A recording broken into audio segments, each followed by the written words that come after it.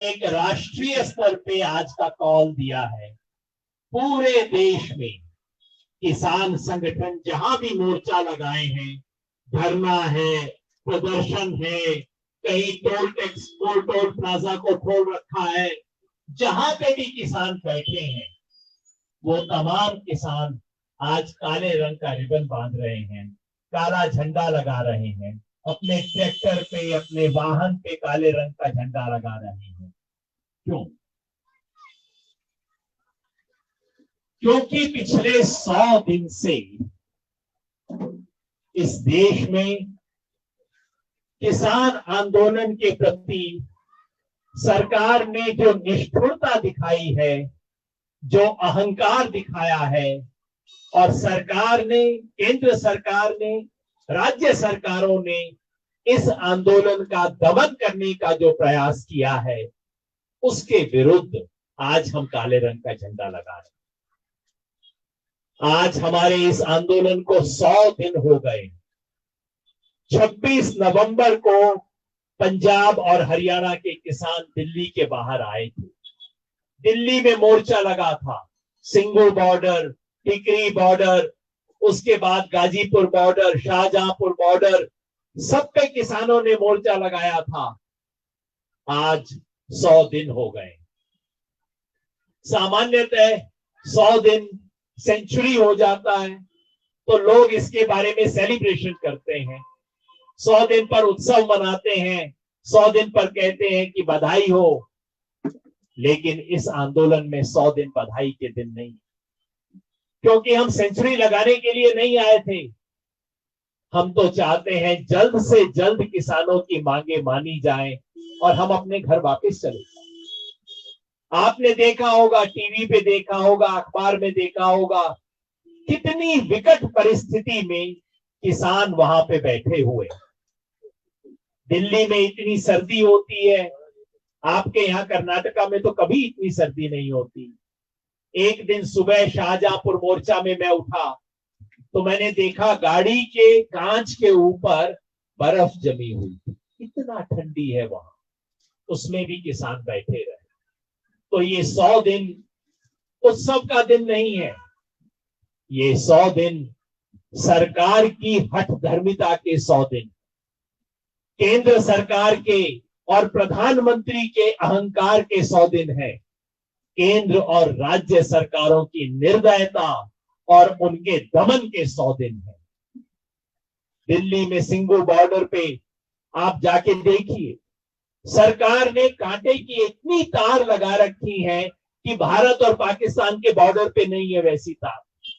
Cement के बड़े बड़े बोल्डर लगा रखे हैं, सड़क को खोद रखा है वहां पे। ऐसा तो इंडिया बांग्लादेश बॉर्डर भी नहीं है, ऐसा तो इंडिया पाकिस्तान बॉर्डर नहीं है जैसा उन्होंने वहां बना रखा। आज हम यहाँ उस तमाम दमन, हठ धर्मिता और अहंकार के विरुद्ध अपना रोष व्यक्त करने के लिए काला झंडा और काला रिबन लगा के बैठे।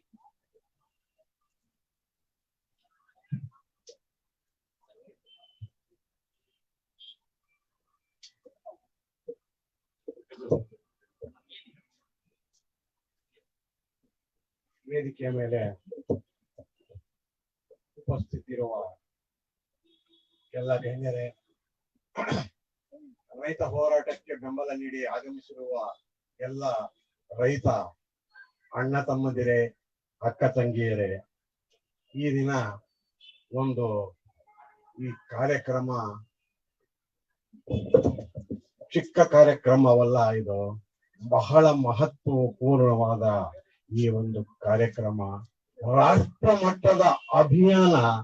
ಇದು ಸ್ಥಾನೀಯ ಕಾರ್ಯಕ್ರಮವಲ್ಲ, ಇದು ರಾಷ್ಟ್ರ ಮಟ್ಟದ ಕಾರ್ಯಕ್ರಮ ಇರೋದ್ರಿಂದ ಇದು ಬಹಳ ಪ್ರಮುಖವಾಗಿ ಒಂದು ಚಾರಿತ್ರಿಕ ಹಿನ್ನೆಲೆ ಪಡೆಯುತ್ತೆ. ಅದು ಅಲ್ಲದೆ ಈ ದಿನ ಈ ಕಾರ್ಯಕ್ರಮದಲ್ಲಿ ಬಂದಿರುವ ಎಲ್ಲ ಗಣ್ಯರು, ಎಲ್ಲ ಕಾರ್ಯಕರ್ತರು ತಮ್ಮ ಕೈಗಳಿಗೆ ಕರಿ ಪಟ್ಟಿಯನ್ನು ಕೂಡ ಕಟ್ಟಿದ್ದಾರೆ. ಕರಿ ಪಟ್ಟಿ ಕಟ್ಟಿರೋದು ಕಾರಣ ಏನು ಅಂತ ಹೇಳಿದ್ರೆ, ಇಂದಿಗೆ ಈ ದಿವಸಕ್ಕೆ ಸರಿಯಾಗಿ 100 ದಿವಸಗಳಿಂದ ರೈತರು ತಮ್ಮ ಬೇಡಿಕೆಗಳಿಗೆ ದೆಹಲಿಯ ಬಾರ್ಡರ್ ಅಲ್ಲಿ ಆ ಚಳಿಯಲ್ಲಿ, ಕಠಿಣ ಚಳಿಯಲ್ಲಿ ಹರಿಯಾಣ ಮತ್ತು ಪಂಜಾಬ್ ರಿಂದ ಬಂದ ಸಿಂಗು ಬಾರ್ಡರ್ ಅಲ್ಲಿ, ಶಹಜಾನ್ ಬಾರ್ಡರ್ ಅಲ್ಲಿ ತಮ್ಮ ಬೇಡಿಕೆಗೆ 100 ದಿನ ಆದ್ರೂ ಕೂಡ ಸರ್ಕಾರ ಇದಕ್ಕೆ ಸ್ಪಂದಿಸಿಲ್ಲ. ಒಂದು, ಆ ಸರ್ಕಾರದ ಅಹಂಕಾರದ ಧೋರಣೆಗೆ ವ್ಯತಿರಿಕ್ತವಾಗಿ ನಾವು ಈ ದಿನ ಕರಿ ಪಟ್ಟಿಯನ್ನು ಧರಿಸಿ ನಾವು ಈ ರಾಷ್ಟ್ರಕ್ಕೆ ತೋರಿಸಬೇಕಾಗಿದೆ. ನಮ್ಮ ಈ ಒಂದು ಬೇಡಿಕೆಯ ಬದಲು ಸರ್ಕಾರದ ಅಹಂಕಾರ ಎಷ್ಟಿದೆ, ತಾತ್ಸಾರ ಎಷ್ಟಿದೆ. ಈ ಒಂದು ಆಂದೋಲನಕ್ಕೆ ಆ ಚಳಿಯಲ್ಲಿ, ಆ ಗಾಳಿಯಲ್ಲಿ ರೈತ ಮಹಾಶಯರು 300ಕ್ಕೂ ಹೆಚ್ಚು ಜನ ಬಲಿದಾನ ಕೊಟ್ಟಿದ್ದಾರೆ. ನಾನು ಕೂಡ ಅಲ್ಲಿದ್ದೆ. ನನ್ನ ಕಾರಿನ ಗಾಜು ಅಲ್ಲಿ ಬಂದಿರುವ ಮಂಜು ನೋಡಿದ್ರೆ ಬೆಳಿಗ್ಗೆ ಕಂಪ್ಲೀಟ್ ಮುಚ್ಚೋಗಿತ್ತು. -ಡಿಗ್ರಿ ತನಕ ಹೋಗಿರೋ ಒಂದು ವಾತಾವರಣದಲ್ಲಿ ನಮ್ಮ ರೈತ ಬಂಧುಗಳು ಅಲ್ಲಿ ನಮ್ಮ ಬೇಡಿಕೆಗೋಸ್ಕರ ಈ ತರ ಅವರು ಆಂದೋಲನ ಮಾಡಿದ್ರು ಕೂಡ ಸರ್ಕಾರ ಇದರವರೆಗೆ ಒಂದು ಸಕಾರಾತ್ಮಕವಾಗಿ ಸ್ಪಂದಿಸಿಲ್ಲ. ಆದ್ದರಿಂದ ಪ್ರತಿಯೊಂದು ಕಾರ್ಯಕ್ರಮವು ಪ್ರಾರಂಭಗೊಳ್ಳುವುದು ದೆಹಲಿಯಿಂದ, ಆದರೆ ನಾವು ಈ ಕಾರ್ಯಕ್ರಮಗಳನ್ನು ಹಳ್ಳಿಯಿಂದ ಪ್ರಾರಂಭಿಸಿ, ಹೊಸ ಶಕೆಯನ್ನು ಪ್ರಾರಂಭಿಸಿ ಈ ಒಂದು ಕೆಲಸವನ್ನು ಮಾಡಕ್ಕೆ ಹೊರಟಿದ್ದೇವೆ. ನಿನ್ನೆ ಗುಲ್ಬರ್ಗಾದಲ್ಲಿ ಮಾಡಿದ್ದೀವಿ. ಈ ದಿನ ನಾವು ಈ ಕರ್ನಾಟಕ ರಾಜ್ಯದ 2ನೇ ಒಂದು ಕಾರ್ಯಕ್ರಮವನ್ನು ಬಳ್ಳಾರಿಯಲ್ಲಿ ನಾವು ಮಾಡಿದ್ದೀವಿ ಅಂತ.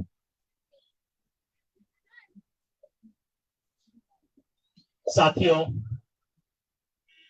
कल मुझसे एक टीवी के पत्रकार ने पूछा कि 100 दिन तो पूरे हो गए और कितने दिन आप बैठेंगे।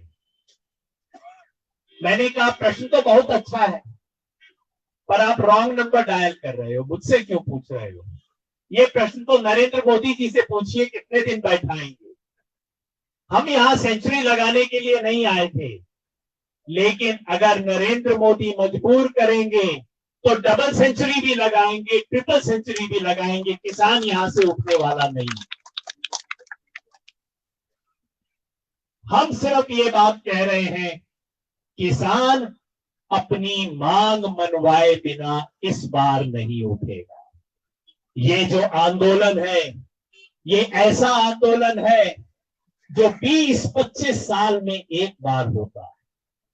मैंने तो अपनी आंख से इससे पिछली बार 1988 में चौधरी महेंद्र सिंह टिकैत का आंदोलन देखा था, जब पूरे दिल्ली में 5 लाख किसान आके, 5 लक्ष किसान आके बैठ गए थे दिल्ली। लेकिन ये आंदोलन तो उससे भी बड़ा हो गया है। ऐसा आंदोलन एक पीढ़ी में एक बार होता है। ये आंदोलन जीतेगा तो हर किसान की ताकत बढ़ेगी। कोई भी किसान ये हरा शॉल लेके पुलिस थाने में जाएगा तो पुलिस इंस्पेक्टर उसकी बात सुनेगा। एमएलए के घर जाएगा तो एमएलए उसको बाहर तक छोड़ने के लिए आएगा। और अगर ये आंदोलन नहीं जीता किसी भी कारण से, तो मैं आपको बताऊं, अगले 20-25 साल तक इस देश में कोई किसान आंदोलन नहीं होगा। किसी को लोग नहीं पूछेंगे।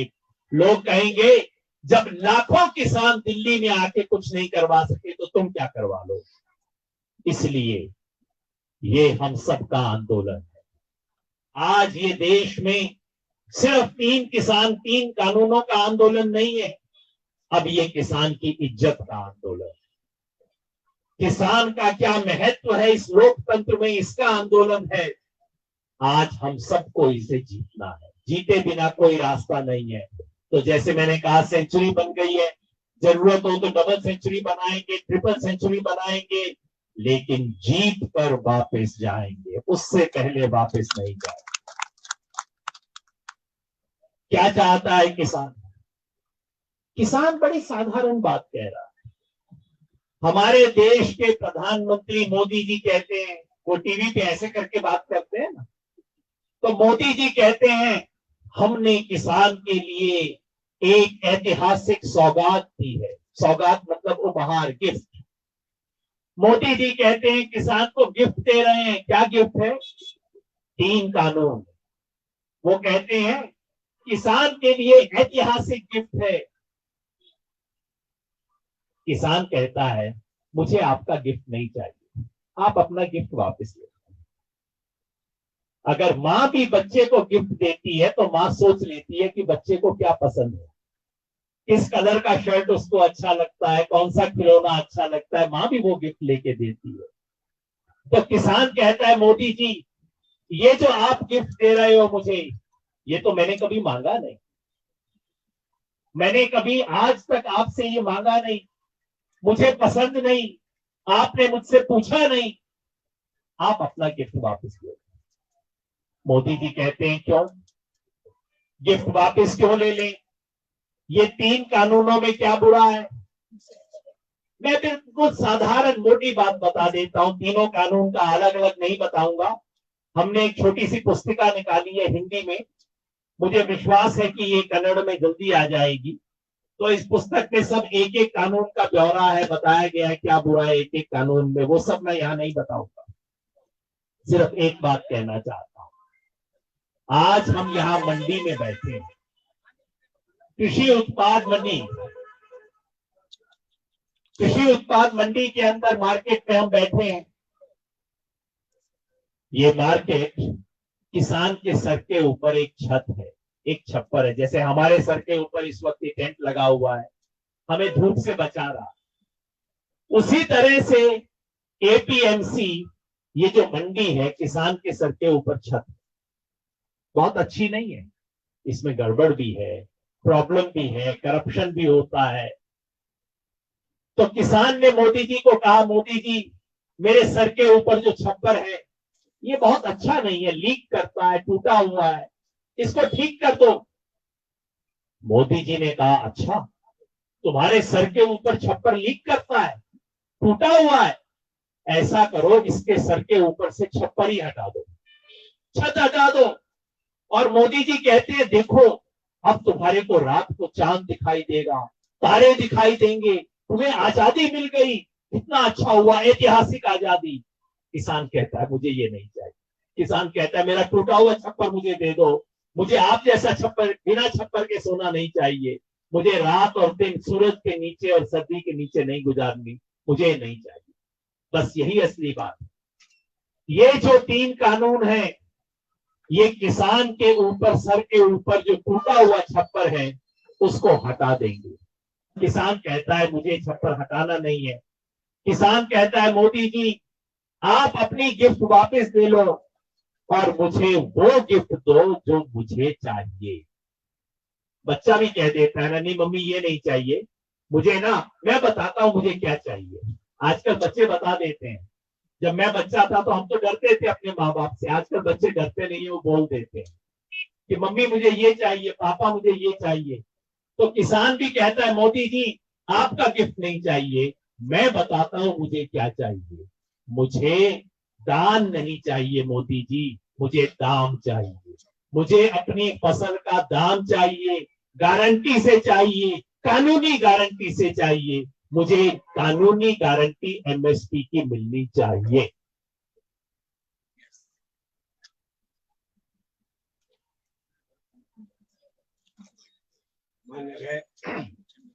ನಿನ್ನೆ ಟಿವಿ ಮಾಧ್ಯಮದವ್ರು ಕೇಳಿದ್ರು, ಸರ್ ಇದು 100 ದಿನ ಆಗಿದೆ, ಇನ್ನೆಷ್ಟು ದಿನ ನೀವು ಕೂತ್ಕೊತೀರಾ ಇದೇ ತರ ನೀವು ಈ ಸತ್ಯಾಗ್ರಹ ಈ ಆಂದೋಲನ ಅಂತ ಹೇಳಿದ್ರೆ ನೀವು ರಾಂಗ್ ನಂಬರ್ ನೀವು ಕೇಳ್ತಾ ಇರೋದು. ನನಗೆ ಕೇಳೋ ಪ್ರಶ್ನೆ ಅಲ್ಲ ಇದು, ನೀವು ಮಾನ್ಯ ಪ್ರಧಾನಮಂತ್ರಿಗೆ ಈ ಪ್ರಶ್ನೆ ಕೇಳಬೇಕು. ಅವ್ರು 100 ದಿನ ಕುಂಡ್ರಿಸ್ತಾರೋ, 200 ದಿನ ಕುಂಡ್ರಿಸ್ತಾರೋ, 1000 ದಿನ ಕುಂಡ್ರಿಸ್ತಾರೋ ಅದು ಅವ್ರ ಮೇಲೆ ಡಿಪೆಂಡ್ ಅಂತ ಹೇಳಿದ್ರು. ಇಂತಹ ಆಂದೋಲನಗಳು ನಮ್ಮ ದೇಶದಲ್ಲಿ ಒಂದು 20-25 ವರ್ಷಗಳಿಗೆ ಒಮ್ಮೆ ಮಾತ್ರ ನಡೆಯುತ್ತೆ. ಕೆಲವು ಜನ ಮಾತ್ರ ಅಲ್ಲಲ್ಲಿ ನಿಂತ್ಕೊಂಡು ಮಾಡ್ತಾರೆ ಬಾತ್. 80ರ ದಶಕದಲ್ಲಿ ಕೆಲವು ಲಕ್ಷಾಂತರ ಜನ ಸೇರಿ ಈ ಕೃಷಿ ಕಾನೂನುಗಳ ಬಗ್ಗೆ ಈ ತರ ಒಂದು ಕಾರ್ಯಕ್ರಮ ಮಾಡಿ ಜಯಶೀಲರಾಗಿದ್ರು. ಆದರೆ ಈಗಿನ ಪರಿಸ್ಥಿತಿಯಲ್ಲಿ ನಾವು ಒಂದು ವೇಳೆ ಈ ಒಂದು ಕಾರ್ಯಕ್ರಮದಲ್ಲಿ, ಈ ಆಂದೋಲನದಲ್ಲಿ, ಈ ಪ್ರತಿಭಟನೆಯಲ್ಲಿ ನಾವು ಶರಣಾಗತರಾದರೆ, ಸೋತರೆ ನಮ್ಮ ಜೀವನಕ್ಕೆ ಬೆಲೆ ಇಲ್ಲ, ಮುಂದಿನ ಪೀಳಿಗೆಗೆ ಕೂಡ ಇದರ ಎಫೆಕ್ಟ್ ಆಗುತ್ತೆ. ರೈತ ಅಂತ ಹೇಳಿದ್ರೆ ಹಸಿರು ಶಾಲ್ ಹಾಕೊಂಡು MLA ಮನೆಗೆ ಹೋದ್ರೆ MLA ರವರು ಮಾತಾಡಿ ಮನೆ ಹೊರಗಡೆ ಬಂದು ಬೀಳ್ಕೊಡಬೇಕು. ಹಸಿರು ಶಾಲು ಹಾಕೊಂಡಿರುವ ರೈತ ಪೊಲೀಸ್ ಸ್ಟೇಷನ್ಗೆ ಹೋದ್ರೆ ಅಲ್ಲಿರುವ ಪೊಲೀಸ್ ಸಿಬ್ಬಂದಿಯವರು ಗೌರವದಿಂದ ನಡೆದುಕೊಳ್ಳಬೇಕು. ಅಂತಹ ಪರಿಸ್ಥಿತಿ ನಿರ್ಮಾಣ ಮಾಡೋದಕ್ಕೆ ನಾವು ಹೊರಟಿದ್ದೇವೆ. ಆದರೆ ಒಂದು ವೇಳೆ ನಾವುಗಳು ಧೈರ್ಯ ಕುಂದಿ ಈ ಒಂದು ಆಂದೋಲನದಲ್ಲಿ ಸೋತರೆ, ಶರಣಾಗತರಾದರೆ ಯಾವ ಕೆಲಸಕ್ಕೂ ಬಾರದೆ ಆಗುತ್ತೇವೆ ನಾವು. ಮತ್ತು ಪ್ರಧಾನ ಮಂತ್ರಿಯವರ ಇನ್ನೊಂದು ಸಲಹೆ ಹೇಳ್ತೀನಿ ನೋಡಿ. ಅವರು ನಾವು ಕೇಳದೆ ಹೇಳದೆ ನಮಗೆ ಬೇಕಾಗಿಲ್ಲದವ ಒಂದು ಉಡುಗೊರೆ ಕೊಡ್ತೀನಿ ಅಂತ ಕೊಡಕ್ ಬಂದ್ರು.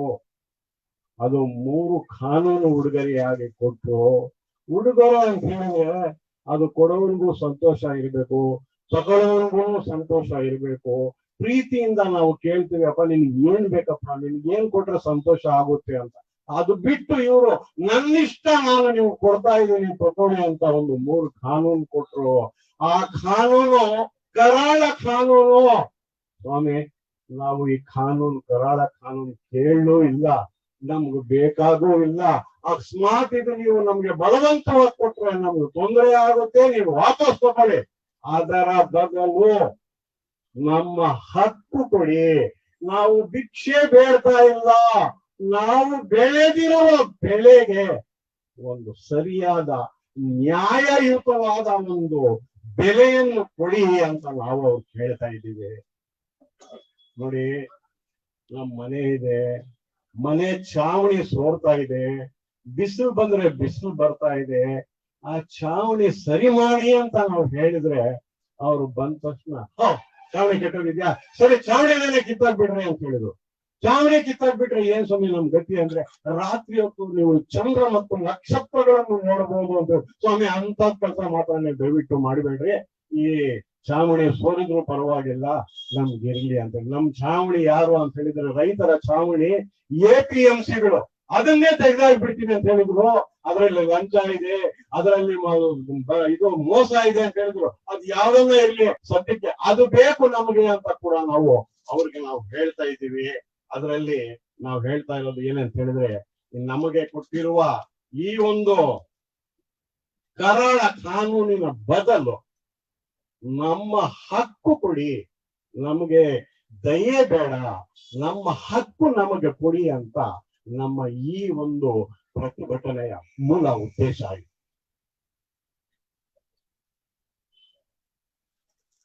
तो किसान को चाहिए MSP की कानूनी गारंटी। ये MSP क्या है? इंग्लिश में बोलते हैं मिनिमम सपोर्ट प्राइस, हिंदी में हम बोलते हैं न्यूनतम समर्थन मूल्य। न्यूनतम मतलब पिछले 50 वर्ष से हर साल 2 बार सरकार घोषित करती है फसलों का न्यूनतम मूल्य। अभी मई जून के महीने में सरकार जो खरीफ की फसल आ रही है उसके लिए न्यूनतम बाजरा, धान, इसके लिए न्यूनतम समर्थन मूल्य घोषित करेगी। अक्टूबर नवंबर के महीने में सरकार रबी की जो फसल है, जो इस वक्त आ रही है, जिसमें मक्का है, चना है, मूंगफली है, इन सब का सरकार घोषित करती है। सरकार की घोषणा का क्या मतलब है? न्यूनतम समर्थन मूल्य, मतलब सरकार कहती है कि किसान को कम से कम इतना तो मिलना चाहिए, इससे कम मिला तो किसान बच नहीं पाएगा। न्यूनतम है। मक्का की फसल हमारे सामने पड़ी है, मक्का, इसका क्या न्यूनतम समर्थन मूल्य है? 1850 रुपया। तो सरकार कहती है जो किसान मक्का की फसल बीजेगा उसको कम से कम, न्यूनतम से न्यूनतम 1850 रुपया तो मिलना चाहिए, नहीं तो वो अपने परिवार को नहीं पाल सकता, उसको अपने मेहनत का, श्रम का ठीक दाम नहीं मिलेगा। समर्थन का क्या मतलब? ये तो न्यूनतम मूल्य है। आप भी बोल सकते हो न्यूनतम इतना मिलना चाहिए, लेकिन जब सरकार कहती है न्यूनतम समर्थन मूल्य, उसका मतलब होता है कि सरकार मक्का के किसान से बोलती है कि तुम मक्का उगाओ, अच्छी फसल पैदा करो, अगर तुम्हें 1850 से ज्यादा दाम मिलता है, बहुत अच्छी बात है, बेच लो।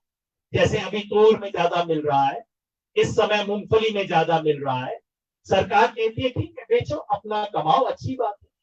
लेकिन अगर 1850 से कम मिलता है तो मैं समर्थन करूंगी। सरकार कहती है 1850 से कम मिले तो मेरे पास आ जाना, मैं तुम्हारा समर्थन करूंगी, मैं सुनिश्चित करवाऊंगी कि तुम्हें 1850 रुपया मिल जाए। अब आप बताइए, आप इतनी मेरी हिंदी तो समझते होंगे, क्या यहाँ बल्लारी कृषि उत्पाद मार्केट में हम बैठे हैं, यहाँ किसान को मक्का की फसल का 1850 रुपया मिल रहा है क्या? नहीं। आप आना करके हाथ हिला के बता दीजिए, मिल रहा है क्या? नहीं। इधर आप कन्नड़ में सिर्फ ये बात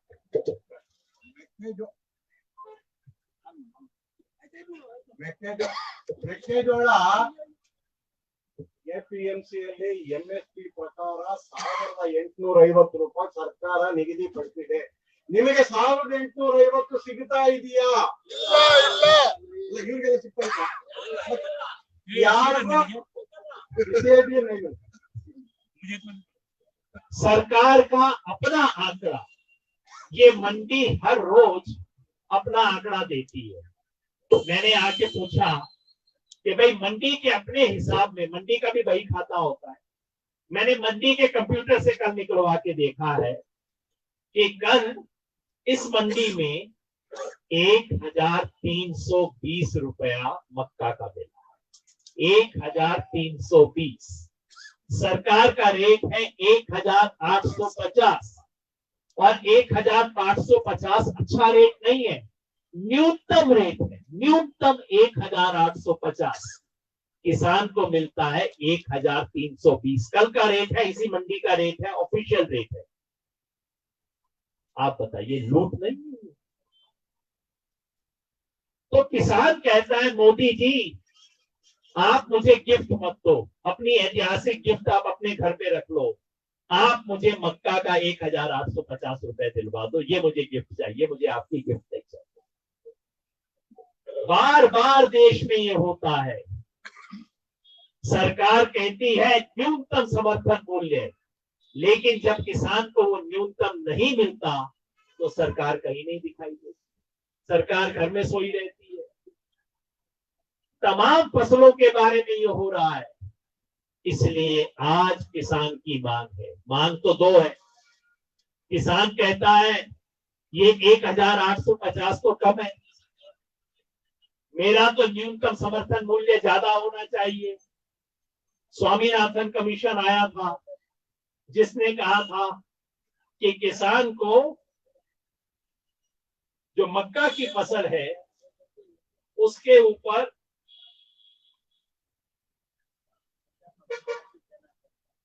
मक्का की फसल पे 2409 रुपया मिलना चाहिए। स्वामीनाथन कमीशन ने कहा था 2,409 रुपया मिलना चाहिए, सरकार कहती है 1,850, मिलता है 1,320। तो किसान कहता है मोदी जी आप मुझे स्वामीनाथन कमीशन का रेट दिलवा दो। वो नहीं दिलवा सकते तो जो आपने न्यूनतम समर्थन मूल्य कहा है वो दिलवा दो, लेकिन कानूनी गारंटी के साथ जाए। अब मुझे वायदों से काम नहीं चलेगा, सिर्फ बोलने से काम नहीं चलेगा। पिछले 50 साल से आप बोल रहे हो, किसी सरकार से मिला नहीं मुझे, अब मुझे कानूनी गारंटी चाहिए। मोदी जी कहते हैं कानूनी गारंटी क्यों चाहिए? किसान कहता है कानूनी गारंटी इसलिए चाहिए कि मुझे बहुत वादे मिल चुके, वो कोई वादा पूरा नहीं हुआ। अगर कानूनी गारंटी होगी तो मैं मंडी सेक्रेटरी के पास नहीं जाऊंगा, मैं कोर्ट कचहरी में जाऊंगा। मैं यूं करके आपसे एमएसपी नहीं मांगूंगा, मैं अपनी मुट्ठी बांध के आपसे एमएसपी मांगूंगा, मेरा अधिकार बन जाएगा। और किसान कहता है मोदी जी आपने खुद 2011 वर्ष में, जब मोदी जी गुजरात के चीफ मिनिस्टर थे, प्रधानमंत्री नहीं थे तब, 2011 में मोदी जी ने खुद चिट्ठी लिख के उस समय के प्रधानमंत्री मनमोहन सिंह को कहा था कि एमएसपी को कानूनी दर्जा देना चाहिए। तो हम कहते हैं मोदी जी आप मेरी बात मत सुनिए, आप किसान संगठन के इतने सब नेता जो बैठे हैं इनकी बात मत सुनिए, आप नरेंद्र मोदी की बात तो सुन लीजिए, आप अपनी बात तो सुन लीजिए मोदी जी, बस यही हम मांगते हैं, इससे फालतू कुछ नहीं मांगते।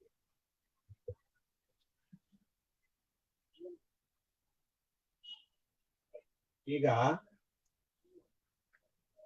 ರೈತರಿಗೆ ಬೇಕಾಗಿರೋದು ಎಂಎಸ್ಪಿ ಲೀಗಲೈಸ್, ಕಾನೂನು ಬದ್ಧಗೊಳಿಸಿ. ಮತ್ತೆ ಎಂಎಸ್ಪಿ ಅಂದ್ರೆ ಏನು ಬಹಳ ಜನಕ್ಕೆ ಗೊತ್ತಿದೆ, ಬಹಳ ಜನಕ್ಕೆ ಗೊತ್ತಿಲ್ಲ. ಸರ್ಕಾರ ಒಂದು ಬೆಳೆಗೆ ಕನಿಷ್ಠ ಬೆಂಬಲ ಬೆಲೆ ರೈತನಿಗೆ ಸಿಗಲೇಬೇಕು.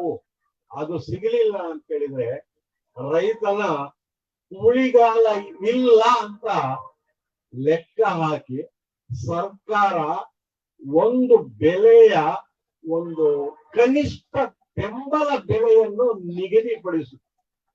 ಉದಾಹರಣೆಗೆ ಮೆಕ್ಕೆಜೋಳ ಕನಿಷ್ಠ ಬೆಂಬಲ ಬೆಲೆ 1,850 ರೂಪಾಯಿ ಅವರು ಘೋಷಣೆ ಮಾಡಿದ್ದಾರೆ.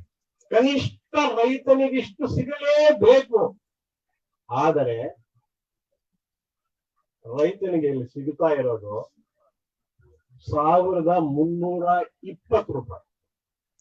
530 ರೂಪಾಯಿ ರೈತನಿಗೆ ನಷ್ಟ ಆಗ್ತಾ ಇದೆ. ಸರ್ಕಾರ ಹೇಳ್ತಾ ಇದೆ ನಿಮ್ಗೆ 1,850 ಕೊಡ್ತೀವಿ, ಕೊಡ್ಬೇಕು, ಅಷ್ಟಿಲ್ದ ಹೋದ್ರೆ ನೀವ್ ಇರಲ್ಲ ಅಂತ. ವ್ಯಾಪಾರಸ್ಥರು ನಮ್ಮ ಹತ್ರ ಇಷ್ಟೇ ಅಂದ್ಬಿಟ್ಟು 1,320ಕ್ಕೆ ಇವರು ಮಾರ್ತಾ ಇದ್ದಾರೆ. ಪ್ರತಿ ಕ್ವಿಂಟಾಲ್ಗೆ 530 ರೂಪಾಯಿ ನಷ್ಟಕ್ಕೆ ಮಾರ್ತಾ ಇದ್ದಾರೆ. ಮಾನ್ಯ ಸ್ವಾಮಿ ನಾಥನ್ ಅವರು ವರದಿ ಕೊಟ್ಟರು, ಇದೇ ಮುಸ್ಲಿಂ ಜೋಳ ರೈತ ಬೆಳೆದು ಮಾರಿ ಒಂದು ಕೊಂಚ ಲಾಭ ಬರಬೇಕು ಅಂತ ಹೇಳಿದ್ರೆ ಅವರು ರೆಕಮೆಂಡ್ ಮಾಡಿರುವ ಬೆಲೆ 2,409 ರೂಪಾಯಿ ಒಂದು ಕ್ವಿಂಟಾಲ್ಗೆ. ಆದರೆ ಸರ್ಕಾರ ಇಲ್ರಿ ಅಷ್ಟಾಗಲ್ಲ, ಅಷ್ಟು ಕೊಡಕ್ಕಾಗಲ್ಲ ಅಂದ್ಬಿಟ್ಟು 1,850 ರೂಪಾಯಿ ಮಾಡ್ತು. ಆದ್ರೆ ನಮ್ಗೆ ಸಿಗ್ತಾ ಇರೋದು 1,320. ಇದು ಎಷ್ಟು ಅನ್ಯಾಯ, ಎಷ್ಟು ಶೋಷಣೆ ಇದು ಆಗ್ತಾ ಇದೆ. ಬರೀ ಮಾತು ಹೇಳ್ತಾ ಇದ್ದಾರೆ. ನೋಡ್ರಿ ಈ ಕನಿಷ್ಠ ಬೆಂಬಲ ಬೆಲೆ ಎಂಎಸ್ಪಿ ನಿನ್ನೇನು ಇತ್ರಿ, ಇವತ್ತು ಇದೆ, ನಾಳೆನೂ ಇದೆ ಅಂತ ಬರೀ ಮಾತು ಹೇಳ್ತಾ ಇದ್ದಾರೆ. ಸುಮಾರು 50-60 ವರ್ಷಗಳಿಂದ ಇದೇ ಮಾತು ಇದೇ ಸರ್ಕಾರ ಹೇಳ್ಕೊಂಡು ಬರ್ತಾ ಇದೆ. ಸರ್ಕಾರಗಳು ಬದಲಾದರೂ ಅವರ ಒಂದು ವರ್ತನೆ ಬದಲಾಗಲಿಲ್ಲ. ಅದರ ಬದಲು ಸ್ವಾಮಿ ನೀವು ಹೇಳ್ತಾ ಇರೋದು ನಿಮ್ಮ ಬೆಂಬಲ ಬೆಲೆ ಕಾನೂನು ಬದ್ಧಗೊಳಿಸಿ, ಒಂದು ವೇಳೆ ನಮಗೆ ವರ್ತಕರಲ್ಲಿ ಈ ಬೆಲೆ ಸಿಗಲಿಲ್ಲ ಅಂತ ಹೇಳಿದ್ರೆ ಸರ್ಕಾರದಿಂದ ನಾವು ವಸೂಲಿ ಕೋರ್ಟ್ ಇಂದ ಮಾಡಲು ನಮಗೆ ಒಂದು ಕಾನೂನಿನ ಹಕ್ಕು ಕೊಡಿ ಅನ್ಬಿಟ್ಟು ನಾವು ನಮ್ಮ ಹಕ್ಕು ನಾವು ಕೇಳ್ತಾ ಇದ್ದೀವಿ. 2011ರಲ್ಲಿ ಈಗಿನ ಮಾನ್ಯ ಪ್ರಧಾನಮಂತ್ರಿಗಳು ಆಗ ಗುಜರಾತ್ ರಾಜ್ಯದ ಮುಖ್ಯಮಂತ್ರಿಗಳಾಗಿದ್ರು. ಅವರು ರೆಕಮೆಂಡ್ ಮಾಡಿದ್ರು chief minister of Gujarat prime minister of ಇಂಡಿಯಾಗೆ ರೈತರಿಗೆ ನೀವು MSP ಲೀಗಲೈಸ್ ಕಾನೂನು ಬದ್ಧಗೊಳಿಸ್ರಿ, ಎಲ್ಲಿದ್ದೀರಾ ನೀವು ಅಂತ. ಇವರು ಬರೆದಿರೋ ಪತ್ರ ಇನ್ನೂ ಅಲ್ಲೇ ಇದೆ.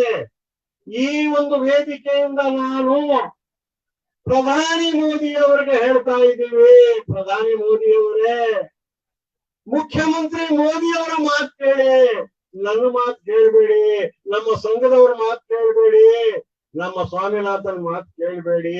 ನಿಮ್ಮ ಮಾತು ನೀವು ಕೇಳಿ ನಮ್ಮ ರೈತರ ಬಗ್ಗೆ ಕಾಳಜಿ ವಹಿಸಿ ಅಂತ ನಾವು ಪ್ರಧಾನಿಯವರನ್ನು ಆಗ್ರಹ ಪಡಿಸುತ್ತಿದ್ದೇವೆ. मैं अपनी बात शेष करूंगा, सिर्फ एक दो बात आपकी बल्लारी मंडी के बारे में कही। मैंने अपने साथी वी संगैया जी से आग्रह किया कि बल्लारी मंडी के सारे आंकड़े मुझे दिखा दीजिए। जैसा मैंने आपको बताया, ये जो मक्का हमारे सामने पड़ी है, इसमें पिछले एक साल में 1 अप्रैल से 28 फरवरी तक इस मंडी में कितनी मक्का आई? 26,000 क्विंटल मक्का इस मंडी में आई। और पूरे वर्ष का एवरेज प्राइस कितना था? 1,250 रुपया। यानी कि हर क्विंटल पे किसान को 600 रुपए का नुकसान हुआ। लूट हुई किसान के साथ 600 रुपए। कितना हो गया टोटल? 1,60,00,000 रुपए की लूट केवल मक्का में किसान के साथ हुई है बल्लारी मंडी। 1,60,00,000 सिर्फ मक्का में बल्लारी मंडी में इतनी लूट हुई किसान। ज्वार में हर क्विंटल पे 100 रुपए की लूट हुई किसान। MSP है 2600। ज्वार का एवरेज रेट मंडी कहती है 2500। जब मैं किसान से पूछता हूं वो कहते हैं नहीं 1800 2000 का रेट है, इससे अधिक नहीं मिला मुझे। चलिए मंडी की बात मान लेते हैं, 100 रुपए का नुकसान हुआ तो उसमें 27 लाख का नुकसान किसान को हुआ है बल्लारी मंडी। मूंगफली में इस बार अच्छा दाम मिला, इसलिए मूंगफली को मैं छोड़ देता हूं। बाजरा में सरकारी रेट था 2,150 रुपया और यहां पे किसान को मिला 1,800 रुपया। मंडी का आंकड़ा कहता है, जब मैं किसान से पूछता हूं वो कहता है 1,300 रुपया मिला मुझे, 1,200 रुपया मिला, 1,300 रुपया मिला। मंडी के आंकड़े के हिसाब से 350 रुपए क्विंटल पे नुकसान बाजरा में हुआ यहां। यानी कि कुल नुकसान 97 लाख रुपीस का नुकसान केवल बाजरा की फसल पे यहां पे हुआ। और तूर दाल इस वक्त अच्छी बिक रही है, लेकिन पूरे साल में रेट कम था उसका। तो यहां के हिसाब से, इस मंडी के आंकड़े के हिसाब से तूर दाल का एवरेज प्राइस था 4,950 रुपया, 4,950, जबकि सरकार का MSP है 6,000 रुपया। हर क्विंटल पे 1,050 रुपए का नुकसान हुआ। टोटल कितना नुकसान हुआ इस मंडी में? 1,17,00,000 रुपए का तूर दाल में नुकसान। तो केवल बल्लारी मंडी में 4 फसल में, मैंने ज्यादा का जिक्र नहीं किया, मक्का, ज्वार, बाजरा, तूर, 4 फसल में सिर्फ बल्लारी मंडी में पिछले 11 महीनों में किसान को 4 करोड़ रुपए का नुकसान हो चुका है। सिर्फ बल्लारी मंडी में। नुकसान भी नहीं कहना चाहिए, लूट कहना चाहिए। 4 कोटी की लूट, जिसे सरकार न्यूनतम कहती है, उससे 4 कोटी कम पैसा किसान को मिला। और अगर स्वामीनाथन कमीशन के हिसाब से देखें, स्वामीनाथन कमीशन ने जो कहा था कि जो एमएसपी होना चाहिए, तो उसके हिसाब से 20 कोटी की लूट किसान के साथ हुई है बेल्लारी मंडी। 20 करोड़ रुपीस सिर्फ बेल्लारी मंडी में 4 फसल में बता रहा हूं। साथियों, आज हम इस लूट को बंद करने आए। प्रधानमंत्री कहते हैं मोदी जी एमएसपी थी, है, रहेगी। हम कहते हैं दिलवा दो ना, बस, और कुछ नहीं कह रहे। आप कहते हैं एमएसपी थी, है, रहेगी। हम कहते हैं सामने पढ़िए, दिलवा दो ना। 1850 तो इसका दिलवा दो। और अगर नहीं दिलवा सकते तो टीवी पर झूठ बोलना बंद करो प्रधानमंत्री जी। इस तरह से किसानों को भरमाने का, बहकाने का, झूठ बोलने का काम बंद कीजिए। एमएसपी फ्रॉड है, एमएसपी झूठ है, इसका भंडाफोड़ करना होगा। और आज यहां कर्नाटका से हम पूरे देश का अभियान शुरू कर रहे हैं। देश के अलग अलग राज्य में जाएंगे, पहले कर्नाटका में है, फिर आंध्र प्रदेश, तेलंगाना में जाएंगे, फिर वहां से महाराष्ट्र में, मराठवाड़ा, विदर्भ के अंदर हम जा रहे हैं। उसके बाद मध्य प्रदेश में जाएंगे, क्योंकि बाजार वैसे ही खुलता है। और हर जगह जाके हम एमएसपी का भंडाफोड़ करेंगे। तो मेरा आप सबसे आग्रह है, अपने अपने गांव में हम वापस जाएंगे, अपने अपने गांव में जाके हम पूरा सच बताएं एमएसपी का क्या है। ये किसान का अधिकार है, न्यूनतम अधिकार है। और जो सरकार किसान को न्यूनतम अधिकार नहीं दे सकती, उस सरकार को कुर्सी पे बैठने का कोई अधिकार नहीं। ये मोदी जी कहेंगे ये काम राज्य सरकार का है, येडियुरप्पा कहेंगे ये काम केंद्र सरकार का है, हम कहेंगे तुम दोनों तो एक हो ना, तुम आपस में सुलझा लो। मुझे तो अपनी फसल का पूरा दाम दिलवाओ, तुम कैसे करो मुझे मतलब नहीं है, मुझे अधिकार चाहिए। नहीं तो येडियुरप्पा जी आप कुर्सी से उतर जाओ, मोदी जी आप कुर्सी से उतर जाओ। इस संकल्प को लेके ये आंदोलन बढ़ा है।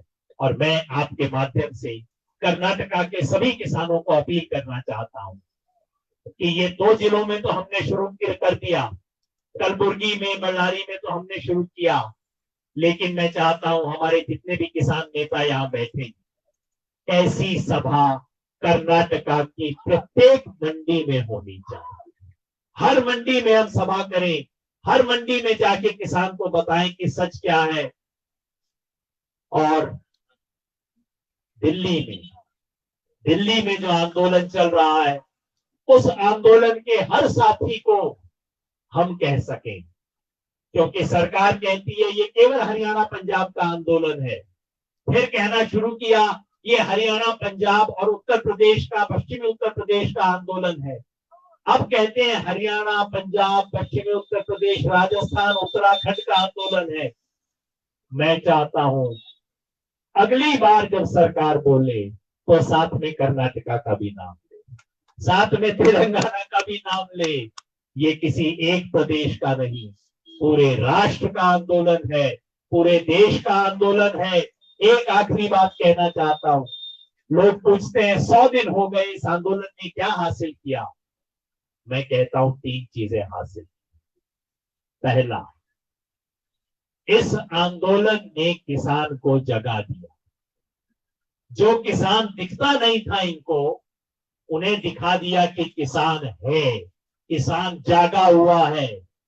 और इस देश के सब नेताओं को समझा दिया कि किसान से पंगा मत लेना, किसान से पंगा लोगे तो भारी पड़ जाएगा। ये मोदी जी को भी समझ आ गया, येडियुरप्पा को भी समझ आ गया। दूसरी बात, इस आंदोलन ने देश के किसान को एक कर दिया है, हरियाणा और पंजाब के किसान को जोड़ दिया। उत्तर प्रदेश में हिंदू मुसलमान को उन्होंने यूं करके रखा था, इस आंदोलन ने हिंदू मुसलमान को जोड़ दिया।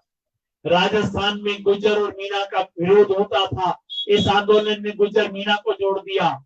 और हमारे हरियाणा पंजाब से तो खबर है कि गांव में लोगों के झगड़े कम हो गए, एक दूसरे के खिलाफ केस करते रहते हैं ना, किसान फौजदारी के मुकदमे करते रहते हैं।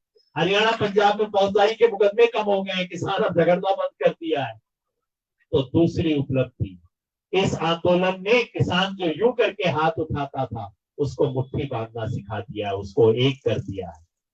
और तीसरी उपलब्धि, ये तीनों कानून मर चुके हैं। मैं आपको विश्वास दिलाता हूं, इस सरकार की ही नहीं, आने वाली किसी सरकार की भी हिम्मत नहीं होगी इन कानूनों को हाथ लगाने की।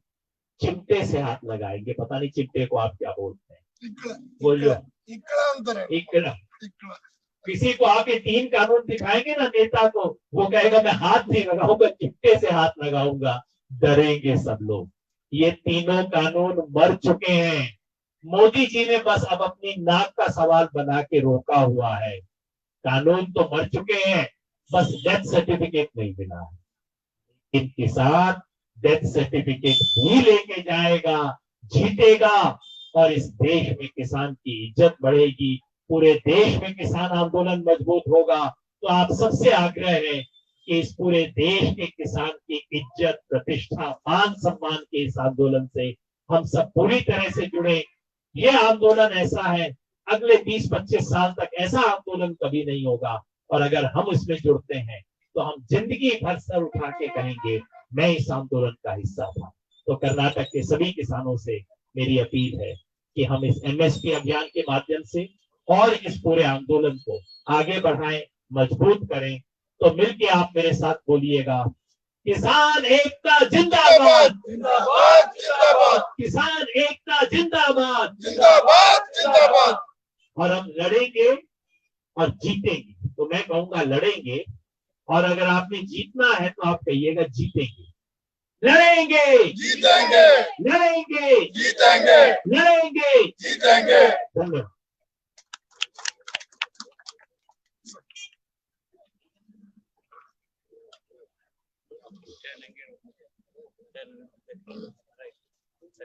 ಆದ್ಮೇಲೆ ನಾನು ಬಳ್ಳಾರಿ ಎಪಿಎಂಸಿ ಇಲ್ಲಿ ರೈತರಿಗೆ ಆಗ್ತಾ ಇರುವ ಅನ್ಯಾಯದ ಒಂದು ಝಲಕ್ ಮಾತ್ರ ನಿಮ್ ಮುಂದೆ ಸ್ಪಷ್ಟವಾಗಿ ನನಗೆ ಸಿಕ್ಕಿರುವ ಮಾಹಿತಿಯ ಅಲ್ಲಿರುವ ಕಂಪ್ಯೂಟರ್ ಪ್ರಿಂಟ್ಔಟ್ ನೋಡಿ ಹೇಳ್ತಾ ಇರೋದು. ನನಗೆ 1 ವರ್ಷದಲ್ಲಿ ಇಲ್ಲಿ 26,000 ಕ್ವಿಂಟಲ್ ಜೋಳ ಅವಕ ಆಗಿದೆ, ಮೆಕ್ಕೆಜೋಳ. 1,850 ರೂಪಾಯಿ ಇರೋದು ಆವರೇಜ್ 1,250 ರೂಪಾಯಿ ರೈತನಿಗೆ ಸಿಕ್ಕಿದೆ. ಅಂದರೆ ಪ್ರತಿ ಕ್ವಿಂಟಲ್ಗೆ ರೈತನಿಂದ 600 ರೂಪಾಯಿ ಕಸಿದುಕೊಂಡಿಲ್ಲ. ಲೂಟ್, ದರೋಡೆಯಾಗಿದೆ ರೈತನಿಗೆ. 1,60,00,000 ಕೇವಲ ಮೆಕ್ಕೆಜೋಳದಲ್ಲಿ. ಜಾವರ್ 100 ರೂಪಾಯಿ ಕಮ್ಮಿ ಅಂತ ಹೇಳ್ತಾ ಇದ್ದಾರೆ, ಒಬ್ರು 200 ಅಂತ ಕಮ್ಮಿ ಹೇಳ್ತಾ ಇದ್ದಾರೆ. ಆದ್ರೆ ಅವಕ ಕಮ್ಮಿ ಇರೋದ್ರಿಂದ 27 ಲಕ್ಷ ದರೋಡೆಯಾಗಿದೆ. ಶೇಂಗಾ ಇಲ್ಲಿ MSP ಸಿಗ್ತಾ ಇದೆ, ಆ ಶೇಂಗಾ ಸುದ್ದಿ ನಾನು ಹೋಗ್ತಾ ಇಲ್ಲ. ಬಾಜರಾ ಇಲ್ಲಿ MSP ಫಿಕ್ಸ್ ಆಗಿರೋದು 2,150 ರೂಪಾಯಿ. ವರ್ತಕರು ಹೇಳ್ತಾ ಇದ್ದಾರೆ 1,800 ರೈತರು ಸಿಕ್ಕಿದೆ ಅಂತ, ರೈತರು ಹೇಳ್ತಾ ಇದ್ದಾರೆ 1,300 ಸಿಕ್ಕಿದೆ ಅಂತ. ಬಾಜರಾನ ಸಜ್ಜೆ. ಈ ಸಜ್ಜೆಯಿಂದ ರೈತನಿಗೆ 97 ಲಕ್ಷ ದರೋಡೆ ಲೂಟಿಯಾಗಿದೆ. ತೊಗರಿ ಬೇಳೆ MSP 6,000 ರೂಪಾಯಿ ಕನಿಷ್ಠ ಬೆಂಬಲ ಬೆಲೆ ರೈತರಿಗೆ ಸಿಕ್ಕಿರೋದು ಈ ಕಳೆದ 11 ತಿಂಗಳಲ್ಲಿ ಆವರೇಜ್ 4,950. ಅಂದರೆ ಪ್ರತಿ ಕ್ವಿಂಟಲ್ಗೆ 1,050 ರೂಪಾಯಿ ಕಮ್ಮಿ. ಅಲ್ಲಿಗೆ 1,17 ಲಕ್ಷ. ಈ 4 ಉತ್ಪನ್ನಗಳ ಒಟ್ಟು ರೈತನ ನಷ್ಟ, ರೈತನ ದರೋಡೆ ಅಂತ ಹೇಳಿದ್ರೆ 4 ಕೋಟಿಗೂ ಹೆಚ್ಚಾಗಿದೆ. ಕೇವಲ ಬಳ್ಳಾರಿ APMC ಮಾರ್ಕೆಟ್ ನ 4 ಧಾನ್ಯಗಳ ಅಥವಾ ಕೃಷಿ ಉತ್ಪನ್ನಗಳ. ಸ್ನೇಹಿತರೆ, ಇದು ರೈತರಿಗೆ ಆಗ್ತಾ ಇರುವ ಅನ್ಯಾಯ, ರೈತರಿಗೆ ಆಗ್ತಾ ಇರುವ ಶೋಷಣೆ, ಈ ರೈತರಿಗೆ ಆಗ್ತಾ ಇರುವ ನಷ್ಟವನ್ನು ನಿವಾರಿಸಲು ನಾವು ಬಂದಿರೋದು. MSP ನಾವು ಕೊಡಿಸೋದಿಕ್ಕೆ ಅಂತ ಹೇಳಿದ್ರೆ ಇದು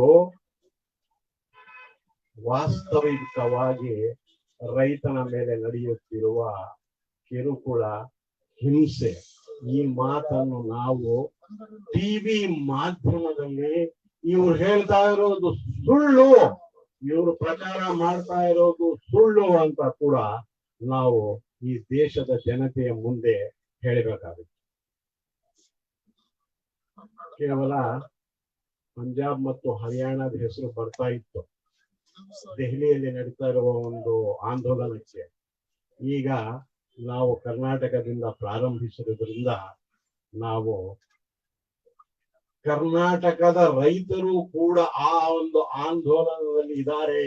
MSP ಕಾನೂನುಬದ್ಧಗೊಳಿಸಲು, ಆ 3 ಕರಾಳ ಕಾನೂನುಗಳನ್ನು ರದ್ದು ಮಾಡಲು ನಾವು ಕೂಡ ಇದ್ದೀವಿ ಅಂತ ಹೇಳಿದ್ರೆ ಮುಂದಿನ ದಿನಗಳಲ್ಲಿ ಕೇವಲ ಹರಿಯಾಣ ಮತ್ತು ಪಂಜಾಬ್ ಮಾತ್ರವಲ್ಲ, ದಕ್ಷಿಣ ಭಾರತದ ಕರ್ನಾಟಕವೂ ಸೇರಿದೆ. ನಮ್ಮ ರಾಜ್ಯದ ಹೆಸರು ಕೂಡ, ನಮ್ಮ ರಾಜ್ಯದ ರೈತರು ಕೂಡ ಈ ಆಂದೋಲನದಲ್ಲಿ ಸೇರಬೇಕು ಅಂತ ಕೂಡ ನಾನು ಈ ಮೂಲಕ ನಿಮಗೆ ವಿನಂತಿಸುತ್ತೇನೆ. ಮತ್ತು ಈ ಒಂದು ಕಾನೂನುಗಳನ್ನು ಜಾರಿಗೊಳಿಸಲು ನಾವು ರಾಜ್ಯ ಸರ್ಕಾರದ ಮೇಲೆ ಹೇಳಿದ್ರೆ ಅವರು ಕೇಂದ್ರ ಸರ್ಕಾರದ ಮೇಲೆ ಹೇಳ್ತಾರೆ, ಕೇಂದ್ರ ಸರ್ಕಾರ ಕೇಳಿದ್ರೆ ರಾಜ್ಯ ಸರ್ಕಾರದ ಮೇಲೆ ಹೇಳ್ತಾ ಇದ್ದಾರೆ. ಈ ಚೀಫ್ ಮಿನಿಸ್ಟರ್ ಮೇಲೆ ಹೇಳಿದ್ರೆ ಪ್ರೈಮ್ ಮಿನಿಸ್ಟರ್ ಅಂತಾರೆ, ಪ್ರೈಮ್ ಮಿನಿಸ್ಟರ್ ಅಂದ್ರೆ ಚೀಫ್ ಮಿನಿಸ್ಟರ್ ಅಂತಾರೆ. ಸ್ವಾಮಿ ಯಡಿಯೂರಪ್ಪನವರನ್ನ ಇರ್ಲಿ, ಮೋದಿ ಅವರನ್ನ ಹೋಗ್ಲಿ, ನಮ್ಗೆ ಅವರಿಂದನೂ ಸಂಬಂಧ ಇಲ್ಲ, ಇವರಿಂದನೂ ಸಂಬಂಧ ಇಲ್ಲ. ಇವರಾದ್ರೂ ಇಳಿಲಿ, ಅವರಾದ್ರೂ ಇಳಿಲಿ, ಒಟ್ಟಿನಲ್ಲಿ ನಮ್ಗೆ MSP ಕಾನೂನು ಬದ್ಧಗೊಳಿಸಿ, ಇದೊಂದೇ ನಮ್ಮ ಬೇಡಿಕೆ, ಇದೊಂದೇ ನಮ್ಮ ಹಕ್ಕು. ಈ ತರಹದ ಈ ಎಲ್ಲ ಮಾರುಕಟ್ಟೆಗಳಲ್ಲಿ ಕೂಡ ನಾವು ಈ ತರ ನಾವು ಆಂದೋಲನಗಳನ್ನು ಹಮ್ಮಿಕೊಳ್ಳಬೇಕು. ಇನ್ನೊಬ್ರು ಕೇಳಿದ್ರು, ಸರ್ ಈ 100 ದಿನದಿಂದ ಬರೀ ನೀವು ಕೂತಿದ್ದೀರಲ್ಲ, ನೀವ್ ಏನ್ ಸಾಧನೆ ಮಾಡಿದ್ದೀರಾ? What you achieved in the 100 days? 100 ದಿನದಿಂದ ನಿಮ್ಗೆ ಏನ್ ಸಿಕ್ಕಿದೆ ಅಂತ ಹೇಳಿದ್ರೆ, ಈ 100 ದಿನದಿಂದ ಸರ್ಕಾರದ ಅಹಂಕಾರದ ಜೊತೆಗೆ ರೈತ ಈ ದೇಶದ ಜನರಿಗೆ ಕಾಣಿಸ್ಕೊಂಡಿದ್ದಾನೆ. ರೈತರು ಅನ್ನೋರು ಇದ್ದಾರೆ ಅನ್ನೋದು ಇರ್ಲಿಲ್ಲ, ಯಾರಿಗೂ ಗೊತ್ತಿರ್ಲಿಲ್ಲ. ರೈತ ಅನ್ನೋದು ಇದ್ದಾನೆ. ರೈತನ ಒಂದು ನಾಮಿನೇಷನ್, ಹೆಸರು, ಐಡೆಂಟಿಟಿ ಇಡೀ ದೇಶಕ್ಕೆ ಗೊತ್ತಾಗಿದೆ. ಎರಡನೇದೇನ್ ಗೊತ್ತಾ, ಎಲ್ಲಾ ರಾಜಕೀಯ ಪಕ್ಷಗಳಿಗೆ ಜ್ಞಾನೋದಯ, ಮನವರಿಕೆಯಾಗಿದೆ. ರೈತರು ಹೋದ್ರೆ ಕರೆಂಟ್ ವೈರು ಮುಟ್ಬಾರ್ದಪ್ಪ, ಇವ್ರು ತಂಟೆಗೆ ಮಾತ್ರ ಹೋಗ್ಬಾರ್ದು ಅನ್ನೋ ಮಟ್ಟಕ್ಕೆ ಭಯ ಕೂಡ ಅವ್ರಿಗಾಗಿದೆ. ಇನ್ನೊಂದು ಪ್ಲಸ್ ಪಾಯಿಂಟ್ ಅಂತ ಹೇಳಿದ್ರೆ, ಈ ರೈತ ಆಂದೋಲನದಿಂದ ರೈತರ ಒಗ್ಗಟ್ಟುಂಟಾಗಿದೆ. ಎಲ್ಲ ಹಂಚಿ ಚಿಂದಿ ಚಿತ್ರಾನ್ನ ಆಗಿತ್ತು. ರೈತ ಸಂಘಗಳು ಎಲ್ಲ ಸೇರಿ ಎಲ್ಲಾ ರೈತ ಸಂಘಗಳು ಒಂದಾಗಿದೆ. ಅದು ಅಲ್ಲದೆ ಉತ್ತರ ಪ್ರದೇಶದಲ್ಲಿ ಹಿಂದೂ ಮುಸ್ಲಿಂ ನಡೀತಾ ಇತ್ತು, ಯೋಗೇಂದ್ರ ಸರ್ ಹೇಳ್ದಂಗೆ. ಹರಿಯಾಣದಲ್ಲಿ ಒಳ ಜಗಳಗಳು ನಡೀತಾ ಇತ್ತು. ಈ ಎಲ್ಲ ಒಳ ಜಗಳಗಳು ಕಂಪ್ಲೀಟ್ ನಿಂತೋಗಿ ಈ 5 ಬೆರಳುಗಳು ದೂರ ದೂರ ಇರೋದು ಒಂದು ಗಟ್ಟಿಯಾದ ಮುಂಗಟ್ಟಿದೆ ಅನ್ನೋದು ನಾವು ಈ ದೇಶಕ್ಕೆ ತೋರಿಸಿಕೊಡುವ ಒಂದು ಕಾಲ ಬಂದಿದೆ. ಇನ್ನೊಂದು, ಈ ಕೊನೆಯದಾಗಿ ನಿಮ್ಗೆ ನಾನು ಹೇಳ್ತಾ ಇದ್ದೀನಿ, ಈ 3 ಕಾನೂನು ಇವರು ಜಾರಿಗೆ ತಂದಿರೋದು ಸತ್ತೋಗಿದೆ. ಮರಣ ಶಾಸನ ನಮಗ್ ಬೇಕು, ಸತ್ತೋಗಿದೆ ಅಂತ ಒಂದು ಡೆತ್ ಸರ್ಟಿಫಿಕೇಟ್ ಬೇಕು. ಆ ಡೆತ್ ಸರ್ಟಿಫಿಕೇಟ್ ಅಂದ್ರೆ ನಾವು ವಾಪಸ್ ತಗೊಂಡಿದ್ದೀವಿ ಅನ್ನೋ ತನಕ ನಾವು ವಾಪಸ್ ಹೋಗಲ್ಲ ಅನ್ನೋದು ನಮ್ಮ ಕಠಿಣ ನಿಲುವು ಅಂತ ಹೇಳ್ತಾ, ಈ ನಮ್ಮ ರಾಜ್ಯದ ಜನರಿಗೆ ನಾವು ಕಳಕಳಿಯ ಮನವಿ ಏನೆಂದರೆ, ಎಲ್ಲಾ APMC ಮಂಡಿಗಳಲ್ಲಿ ಈ ತರಹದ ಜನಾಂದೋಲನ ಜನರಿಗೆ, ರೈತರಿಗೆ MSP ಬಗ್ಗೆ ಮತ್ತು ಈ ಕರಾಳ ಕಾನೂನುಗಳ ಬಗ್ಗೆ ತಿಳುವಳಿಕೆ ನೀಡಿ ನಮ್ಮ ಹಕ್ಕನ್ನು ಪಡೆಯಲು ಇದೊಂದು ಒಳ್ಳೆ ಅವಕಾಶ ಇದೆ ಅಂತ ನಾನು ಹೇಳ್ತಾ ನನ್ನ ಮಾತನ್ನು ನಾನು ಮುಗಿಸ್ತಾ ಇದ್ದೀನಿ.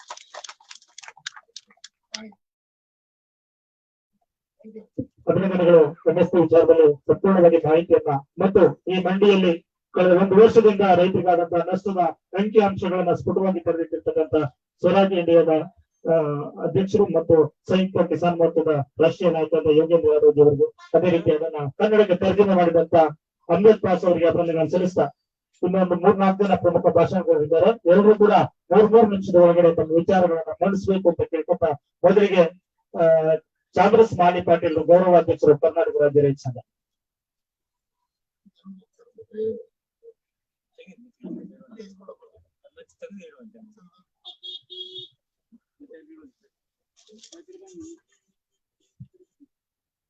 ತೆಗಿಬೇಕಂತ